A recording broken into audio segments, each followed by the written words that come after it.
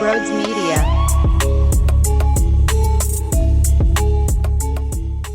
I wrote you a little song. It goes a little something like this. Ew! Matvei Michkov. Ew! Matvei Michkov. Ew! Matvei Michkov. Ew!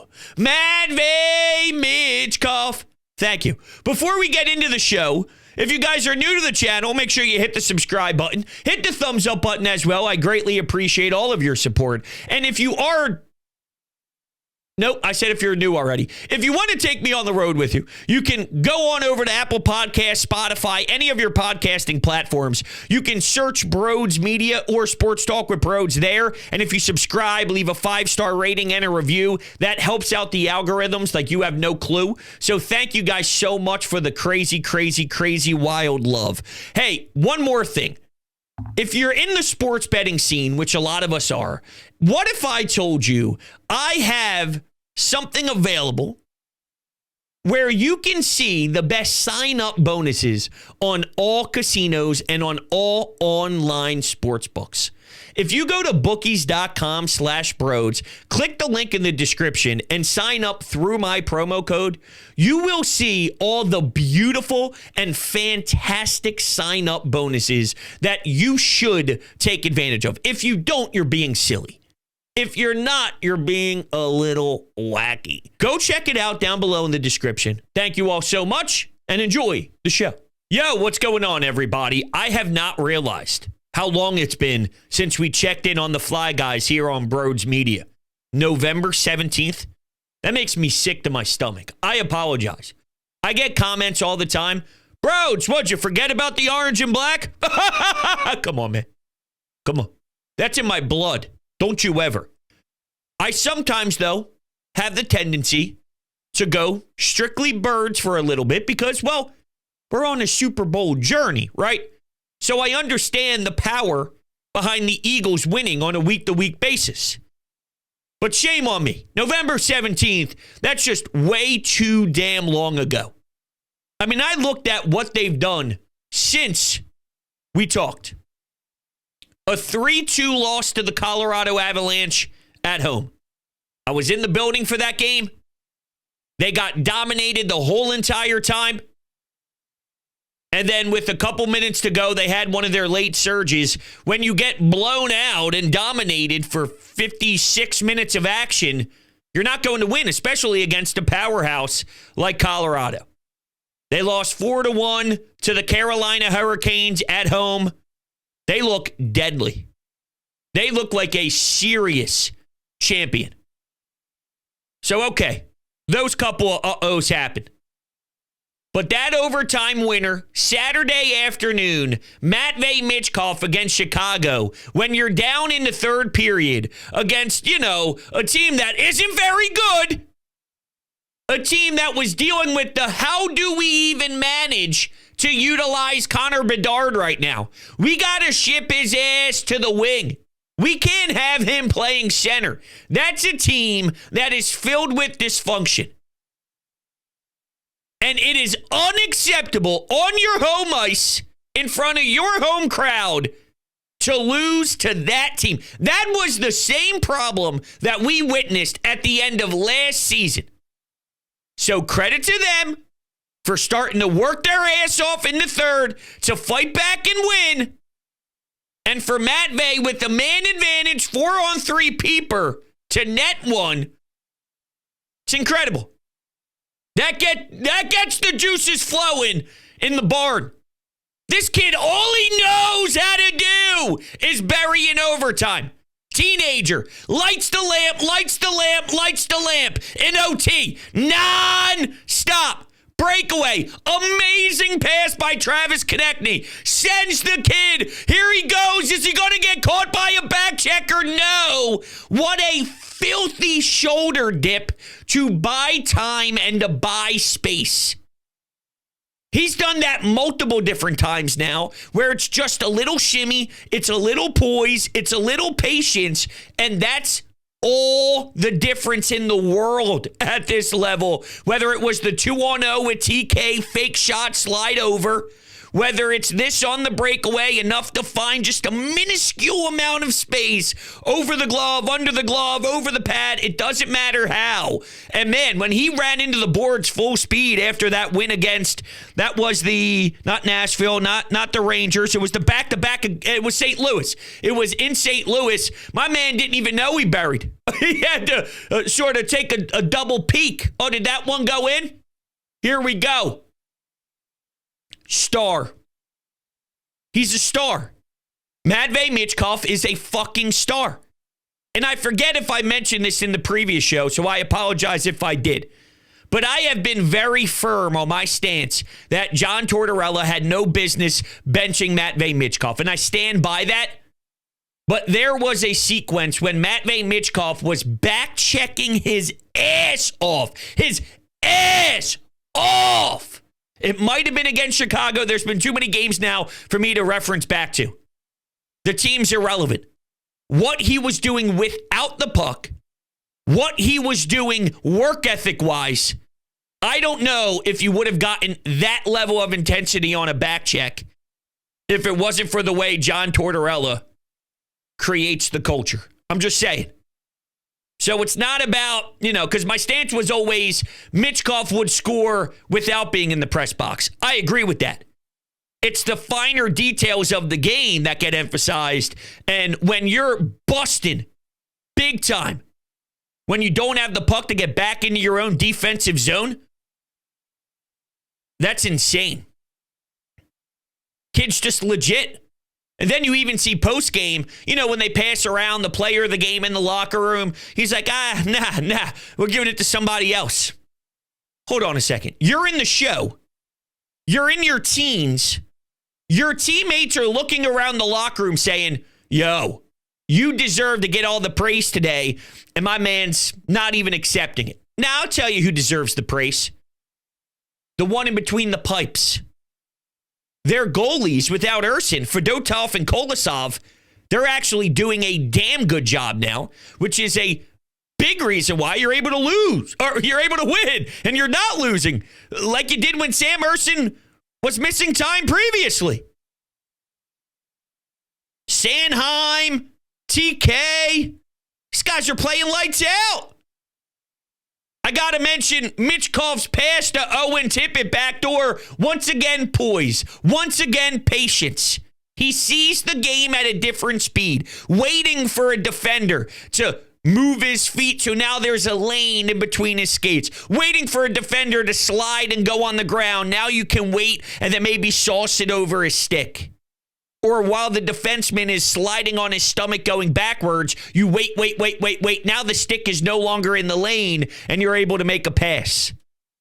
His creativity is gross. Honestly, we could have been talking about in that Vegas loss, they were up 3-0. Michkov scored a goal in the slot to make it 4-2 when Vegas started to surge back. If Morgan Frost knew how to bury on a wide open net with a spectacular pass, we're probably even labeling Michkov a bigger hero than we already are. And think about what we're already saying. Somehow there's even another standard to get to if Morgan Frost learned how to hit the damn net. But to Morgan Frost's credit, Nashville, time ticking off the clock, you managed to find a way to snag 2 points in Nashville when you didn't deserve it. Captain in overtime, Frost to send it to overtime. After you blow a 3-0 lead, Andre gets his first goal of the NHL. I like Andre a lot. Michkov in the slot. I like Michkov a lot. You piss that one away. In Nashville, you fight to the final second till the final buzzer. This team right now is 12-10-3 at the time of this recording. They're buzzing. They're playing good puck right now. And I'm not even going to lean into the nonsense of this is bad thing. We're doing this again. This is bad. I want the first pick. They're never getting the first pick. They aren't that bad to do that. They're not tanking to the point where they're not trying to win games. That was never the philosophy philosophy of this group. Your head coach is Torts. You got TK. You got Sanheim. You got York. You got Tippett. You got Forster. You got Michkov. You want the emphasis to be go win some fucking hockey games. That's silly to me. Forster cleaning up the garbage. Helping out this team big time.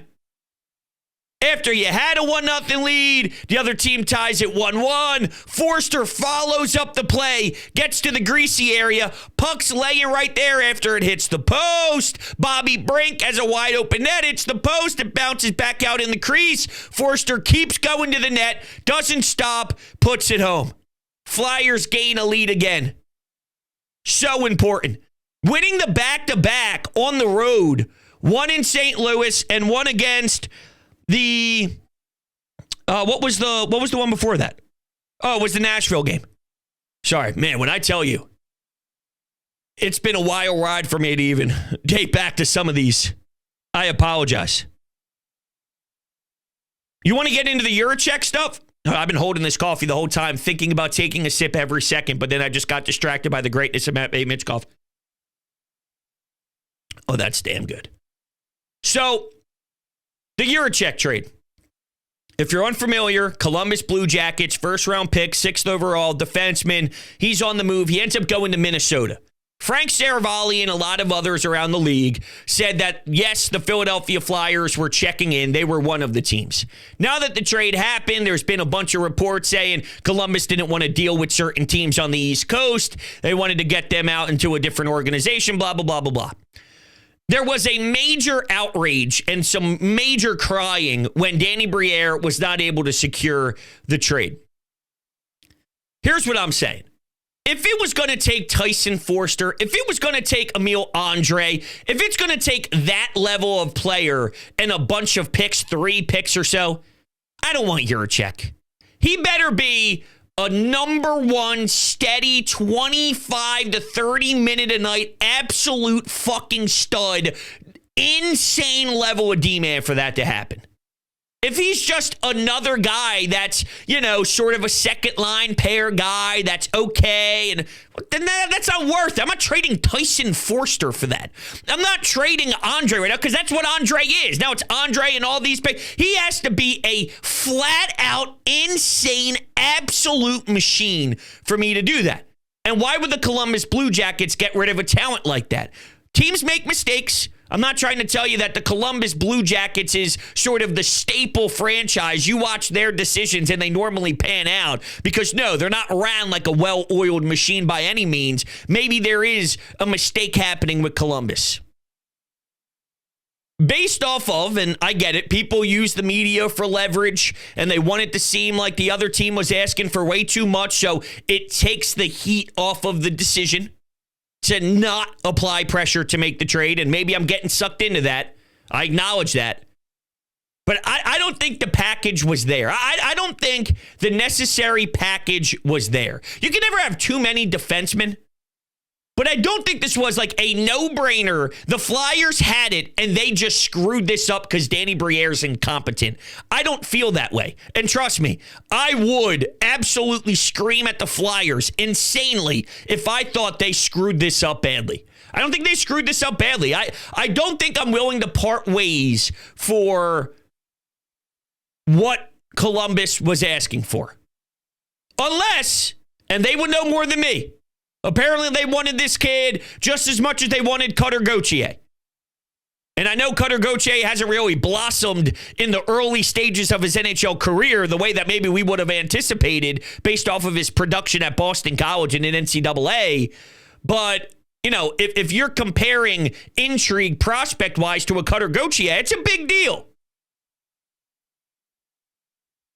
But I don't know if I'm willing to part ways with what we have right now for that, unless they think his ceiling is real number one D-man. But Keith Jones has been on the record saying that is something that is so serious and so important to a culture that wins, to a locker room, to a team that has an identity and a presence and a real serious chance to compete for a championship. Look at the number one D-man and what they do from a puck movement standpoint, a leadership standpoint, a physicality standpoint. There's a lot of that. If the Flyers believed Juracek was it, and some of these pieces that they have right now aren't it, knowing how much Keith Jones is obsessed with finding that player, they would have done it. They would have done it. He may be a nice player. I'm not giving up nice player for another nice player. That doesn't separate it enough. If he's a nice player and so is Emil Andre, then fine. If he's a second pair D-man and Andre's a second pair D-man, I'm not trading a second pair D-man for a second pair D-man and also giving up X amount of picks to do it. So we'll see how this plays out in the long run. My point as we sit here today is I don't personally believe the Flyers are such an embarrassment that Danny Briere is sitting on his hands doing absolutely nothing, not even trying to take calculated risks and get better. If I felt they weren't doing the necessary things behind the scenes, then I would once again be very vocal about that. But I think Danny Briere talked, called, picked up the phone, checked in, and legitimately thought about this thing. And at the end of the day, if you do your homework, if you do your research, if you prepare yourself, the pros, the cons, you weigh it all out properly, and then you elect the decision is, hey, probably not worth it. If Columbus was even willing to look in your direction or not, let's say hypothetically they were, if you do all of that homework and then elect to say, nah, probably not in our best interest, then I'm good. And I believe that was the necessary steps that were made. I believe that. I do believe that. Hey, I also believe that garage beer is the greatest beer to ever touch my lips. That's right. Don't worry about that IPA taste if you're not an IPAsman. It's 0% IPA. It's 100% light beer. It's 1,000% quality. There's no better beer to ever touch your lips than garage beer. You walk into the party, you got garage beer, the women are all over you. I'm telling you, they're all over you. They're saying, damn, bro, you're so sexy. Damn, bro, that beer tastes so good. Damn, bros, you're the man. Hey, it's not me. It's garage beer. DrinkGarageBeer.com. Check out the information down below. So we're going to take some anytime hotline calls here in just a moment, but I just want to stress the joy that this team is giving me. Sanheim. I'm watching Sanheim jump up into the rush, and he's taking the puck to the crease, lowering his shoulder, and setting a tone. Now, he's not scoring every single time, but some of these rushes I admire. I'm like, damn, Sanheim's going to be playing, and representing his country. Guys are going to be doing that now. Sanheim wasn't playing like that a few years back. Believe it or not, we could be looking at that whole Torrey Krug debacle saying thank you. Thank you, Mrs. Krug, for not wanting to spend your time in Philadelphia. Thank you, Mrs. Krug, for disrespecting this city, wrongfully thinking that this is some garbage place to live. I appreciate your stubbornness and your inability to realize how great of a town this truly is. Because Mrs. Krug wanted nothing to do with that trade. Therefore, St. Louis, we are going to decline that move to Philadelphia.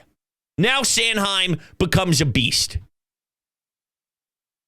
His engine doesn't stop. It's just flying all over the place. It's crazy. TK, look at his point production. His assists. Think about that assist in overtime. How did he get the puck from where he was at the top of the slot, right around the top of the circles in your defensive zone there, in between both of them? He slings it into the open ice and just sends the stud. People don't make that play. Travis Konechny is not only point producing this year at a clip that's amazing, but I also feel he's taking a major step in his development as a leader. He's always been that annoying, in-your-face guy, but when he was doing it previously in his career, he was still young. He was still filled with the youth. Now, it's that good mix of, I got my contract, I'm respected in this league, I can score 30+, right? I can pop it, and oh, by the way, now we're starting to really move this thing in the right direction. And he's the voice of that. Him, Coots, Lawton, even Sanheim. You know what I like about this team? Even though when I talk about their fun play and their fun style at times, it's not always pretty, but, when they turn it on, and it's not about, them being like great, but their version of great. They're a likable bunch. They are a likable bunch. They're having fun out there. They love playing for one another. The celebrations for Dotov through the line after a win, the way he's high-fiving his teammates. When Michkov scores, you can hear the scream in a silent St. Louis building, and the players coming off the bench are going nuts because they understand how much we as a fan base and we as a city have been waiting for the Messiah. We've been waiting for a kid to do this where it's must-watch television. I have to stop what I'm doing on a random Tuesday night because the Flyers are playing the Blues, and here we go. Number 39's on the ice. I remember driving into WIP and seeing his face on a billboard for the first 3 months when he was getting prepared to come to town. You could see how much pride and joy is in that group. And even guys like Frost, who's been through hell, who's been through a tough time, and in my opinion, I just don't think it's ever going to be what maybe we want it to be. And this is probably a discussion for another day with the Morgan Frost stuff, but I think that tells a story. That someone like Frost is on whatever year he's on, he's still being discussed as not really hitting that peak that we thought. Is he going to get moved? Is he not going to get moved? Is he a real player on a real team, or is he just someone who has exciting skill that flashes it, whether he puts it in between his legs or he does a nice spinorama move as he enters the zone to get more room and to create space. He shows it in flashes, but it hasn't come together enough yet. I'm having the same talk about Morgan Frost today as I did 3 or 4 years ago. And if that's the case with barely any development, I just don't know if it's ever going to pan out. But even through all of that outside noise, when I watch them play, I see someone who's still fighting for his brothers. And I think that's telling to the makeup in this locker room right now. And when you're dealing with a lot of youth, when you're dealing with weird expectations, when you're dealing with Tortorella, when you're dealing with the goalie situation that we had to deal with Carter Hart and then all that, and now you got Ursin, now you got these Russians, Kolosov, it doesn't want to be here, didn't like how he was handled with the Phantoms, and he got thrown into a hotel room, and he couldn't communicate with people, and Fedotov and his contract, and then he looked so overwhelmed in the beginning, he didn't even look like an NHL goalie, and all this stuff that's happening. It's not easy to keep it together, to win back-to-back games on the road, to put together a stretch after they started the season off so pathetic and after they looked so bad and so disgusting, to pull yourself out of that hole that you dug yourself into and to now be here and to still battle, outside noise the way that they do. I think it's a fun watch. I think adding all that to the storyline of the 2024 Philadelphia Flyers, it makes it more enjoyable for me, knowing how they're handling it and how they're playing. But it's a lot of fun. They have an off day until Thursday where they play the Florida Panthers. Then they play another Saturday matinee, which I swear I feel like they have one every single week. They have one next week as well against the Minnesota Wild at 2 o'clock. Got a lot of Saturday games. They play the Ducks on December 28th, but that game's in Anaheim, unless I wrote that down wrong. Columbus on Tuesday of next week. Do they play on? Oh, they play on Sunday. Home game against Utah. Not up against, because the Eagles play at 1 o'clock. Flyers play at 7. But I'm excited to watch them, man. I really am. All right, we're going to take some anytime hotline calls here. We'll jump around a little bit on the timeline. I apologize for that. Let's go to, this is after, this was the 27th at 11 p.m. So my guess is this is after the game against Nashville, but I'll just clarify because that Nashville game was the 27th. Okay, so this was the overtime win in Nashville after Morgan Frost scored super late by the buzzer, and then Coots wins it in extra time. Here we go. The Fly Guys steal 2 points late in the game. They were outplayed most of the night. There was very little confidence at any point that they were going to take it, but with 11 seconds left, they grab it, they send it to OT, and they take it. We get 2 points. That's what we needed to do. We blew it the other night. We got it done tonight. And it's polar opposites from the Sixers lately. Oh, my word. No, they both went to overtime tonight, so, you can say what you will about that. But at the end of the day, the Flyers won, the Sixers lost. It's polar opposites right now. The Flyers make me want to sit down, have a great evening, watch some hockey, and it's awesome. The Sixers make me want to sit down. I get my 2 6-packs of garage beers for the boys, but I end up drinking all 12 myself because they make me sick. Oh, it's a tale of two completely different teams right now. But we'll take the wins where we get them. And the Flyers are playing some good hockey lately. They're exciting to watch. Yeah, they are, man. I appreciate the call. I love the garage beer reference for sure. You can have those garage beers during a beautiful Flyers game too, man. It tastes fantastic as it touches your lips. But yeah, man, they're playing good hockey for sure. Oh, I know where I wanted to go with that. So throughout this stretch, sort of the backtrack a little bit on what I was just talking about with Morgan Frost. Man, Joe Farabee, breakaway after breakaway. He's someone that I feel with the body language, you could tell he's insanely frustrated. Makes sense because he's had so many chances to score a goal and he's not hitting that stride.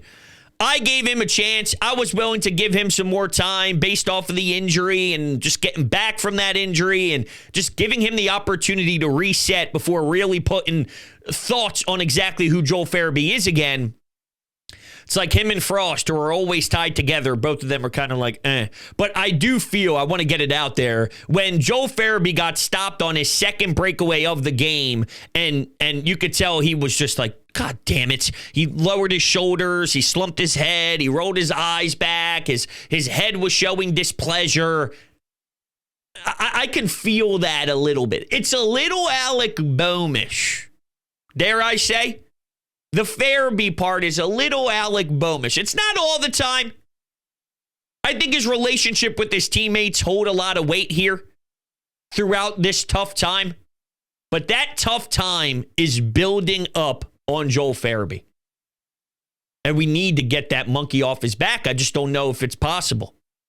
It might just be a thing where if I'm still saying that about Joel Farabee, yeah, but remember when he had 20 goals in about 60-something games and he was on pace for a good amount, how many times am I going to reflect back to that? Now, it's interesting I bring up those two in such negative light, yet think this team is exciting to watch and they play valuable minutes throughout that. So it's weird. It's a weird dynamic for sure. Can't sugarcoat it. But I think both of those things can be true at the same time, for whatever it's worth. No, I don't think that's asinine for both of that to be true. It helps with number 39. It helps with number 11. It helps with number 6. Owen Tippett's another guy that's a little weird. When he's hot, he's hot. When he's cold, it's like, dude, we gave you an 8-year contract. I need you to score 30 at the minimum. I need you to pot 40, please. So I don't like where this is going. I apologize. I was all in love. And now here I am like, yeah, but Frost, and yeah, but Farabee, yeah, but Tippett. You know, but 12-10-3. 12-10-3 playing good hockey. They find ways, baby. All right? It's like the Philadelphia Eagles. Doesn't always make sense, but they find ways to get it done, and you got to appreciate that. All right, let's go to Sam. This was Friday afternoon. So this was Black Friday after beating the Rangers 3-1. They score early and then they hold on. And this Rangers team's a dumpster fire. Is Lavi going to get fired? Is he not? This Rangers team, just over the last couple of playoff runs, people are like, hey, we're building something nice here. We're building something special here. Now Rangers fans are ready to burn this thing to the ground. Start a fire and just let it crumble into ashes. That's how bad it is. They want to ship guys out and say, if you don't have balls, get the hell out of this locker room. If you don't have toughness, go screw yourself. It's getting nasty, and it's fun to watch from a distance for sure. This call from Sam came after the 3-1 win against the Rangers. They scored too early. Bobby Brink, ew. TK, ew. TK with the empty netter. They hold on to that lead. They do it in many different ways. Here's Sam's thoughts. Let's fucking go, baby. It's an orange and black Friday. I'm loving this. And 2 days ago, I had one of my New York buddies. I mean, I use the term loosely because he's not really my friend. He's a Ranger fan. But he texted me 2 days ago saying, how's that prediction of Flyers going to the playoffs going? So after the game today, I gave him a swift fuck you, and that felt pretty nice. And it felt pretty nice to see all those blue jerseys scamper out of the building like the fucking cockroaches that they are. I mean, what a real nice game. I'm starting to really like this team a lot. They keep getting better and better. And, I mean, I'm actually looking forward to games now. So, let's go, baby. I love that. I think we all can relate to having somebody in our life that bothers us because they're just douches and they like other teams, and then they start talking their smack, and then they got to end up paying for it because, you know, the Rangers suck. So that's always fun. Whether it's the Rangers, the Giants, you name it, any of those scumbags up there in New York, Mets fans, Yankees fans, they're the absolute worst. So I'm sorry that you have to deal with that on a consistent basis, and you did the right thing by telling them to fuck off. I'm with you, though, Sam. There's something to be said about knowing the Flyers play and the joy and the light that brings to my body when it's a Flyers game day. It means well. Like tonight, it's Sixers, Hornets, NBA Cup, I think, for whatever that's worth. But I'm like, when do the Flyers play again? Thursday. Gotta wait till Thursday. Gotta wait till Thursday. But that's where I'm at. I emotionally prepare my weeks through the lenses of the orange and black. And it's sad that the Sixers do that to me. It shouldn't be that way. But also credit to the Flyers for making me feel that way at the same time. All right, everybody, that's going to do it. Appreciate your love. Appreciate your support. Thank you guys all so much. And I will talk to you all on the next one.